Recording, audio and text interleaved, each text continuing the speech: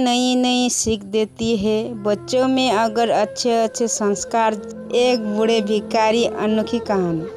हर दिन एक भिखारी दरवाजे के पास आकर भीख मांगता था और घर का मालिक हमेशा घर के बाहर आते ही उसे देखकर फिर जाया करता। कोई बार उसके लिए इतना कुछ हो जाने के बावजूद अधिकारी के मुंह से सिर्फ यही निकलता था कि भगवान भगवान तुम्हारे पापों को माफ़ करे। एक बार से सेठ को धंधे में बड़ा नुकसान होने की खबर मिली। सेठ बहुत परेशान था कि तभी उसके दरवाजे पर वही भिखारी आया। गुस्से में अपना आपा खोते हुए सेठ ने उस भिखारी को पत्थर दे मारा।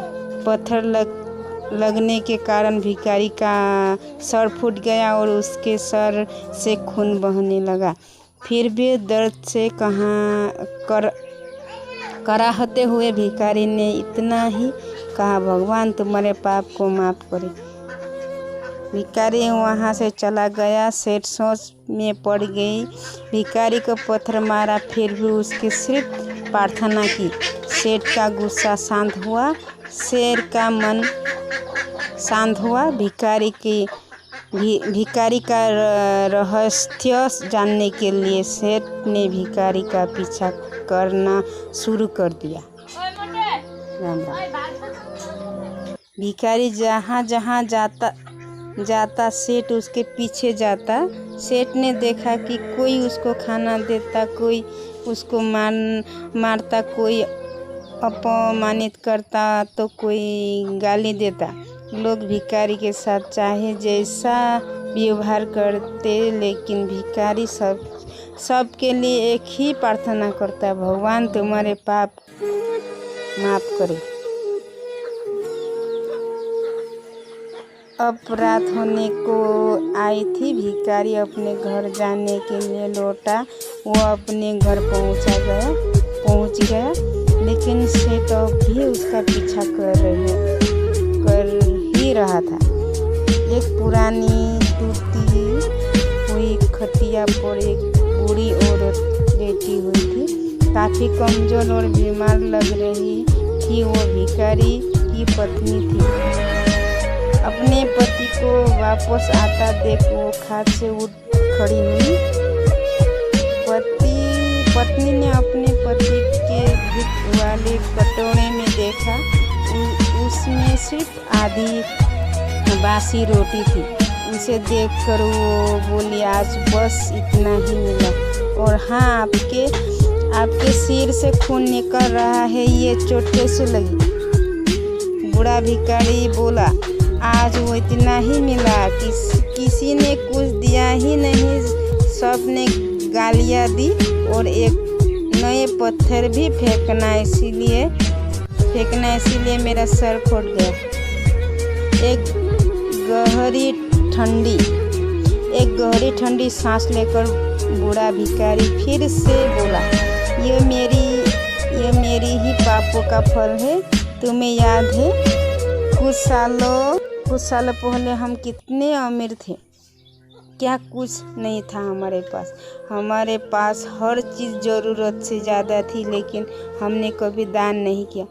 और उससे भी बुरा हमने उस अंधे भिखारी के साथ किया जो हमारे द्वार पर भीख मांगने आया करता था।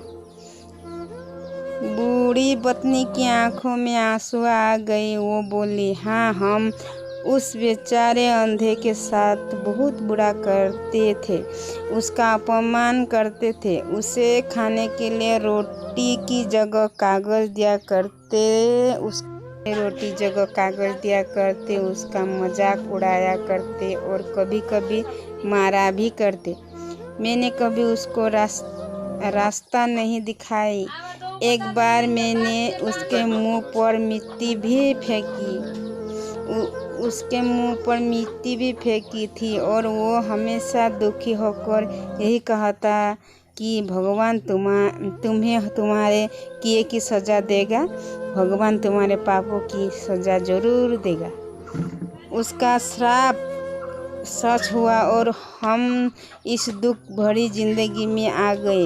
भिखारी बोला, हाँ, उसका श्राप सच हुआ, इसलिए मैं किसी को बद्दुआ नहीं देता। चाहे कोई मेरे साथ कैसा भी बर्ताव करे, मैं हमेशा उसके लिए प्रार्थना करता हूँ। मैं नहीं चाहता कि कोई भी हमारे जैसे ज़िंदगी का अनुभव करे, किसी को भी हमारे जैसे दुखों का सामना करना पड़े। वो नहीं जानते कि वो कितना बड़ा पाप कर रहे हैं, इसीलिए न जाने हुए में पाप की ऐसी सज़ा कि किसी को भी मिले भी नहीं चाहता। सेठ वहीं पर चुपकर ये सारी बातें सुन रहा था। अब उसे सब कुछ समझ में आ गया था।